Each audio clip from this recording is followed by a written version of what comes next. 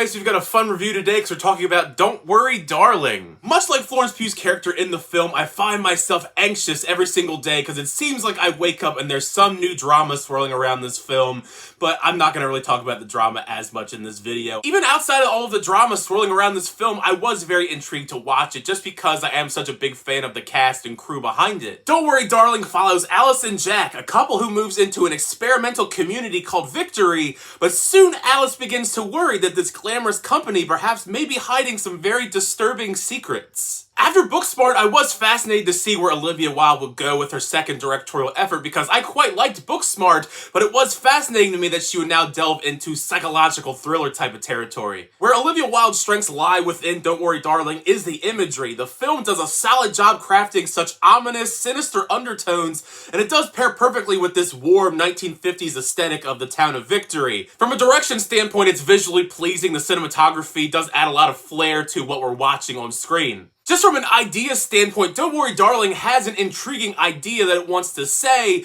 but I do think it is held back by a very standard script that lacks a lot of substance to it. I never found myself overly disinterested with the mystery that's unfolding, piecing together all of the details along with Alice to figure out the truth behind the community, but it is the execution. Many of those ideas fall flat as the story progresses, most predominantly in the third act of the film. It doesn't come together in the greatest way. The glue that really keeps the film going is Florence Pugh, who as per usual is a revelation in this film. I always find myself so enamored by her performances, and it's no different here in Don't Worry Darling, watching Alice wrapped up in so many different emotions, spiraling while she's plagued by horrific nightmares, constant paranoia, and just her psyche breaking while unraveling these mysteries. Her character in this reminded me a lot of Danny from Midsommar in a lot of different ways. They're very similar in some aspects as well. There's just something about Florence Pugh unraveling in a film that it just can't help but be enthralled by from beginning to end. As you can imagine, as the story is unraveling, Alice is being told by so many men that there's nothing wrong in this town whatsoever.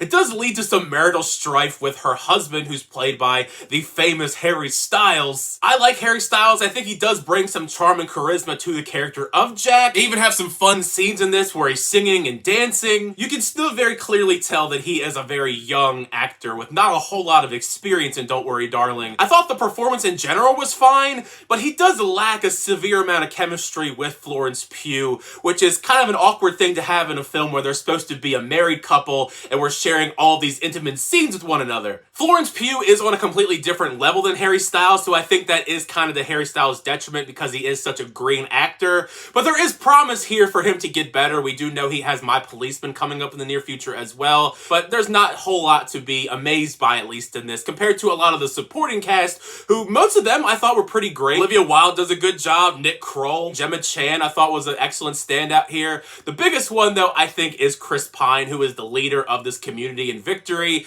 He's just so smug about everything in the film, which does lead to some great scenes involving his character. One major thing that can make or break a film such as this that has an unraveling mystery that needs to be revealed by the end is the revealing of the big twist, which I'm not going to reveal to you because I'm trying to be as spoiler-free and vague as possible.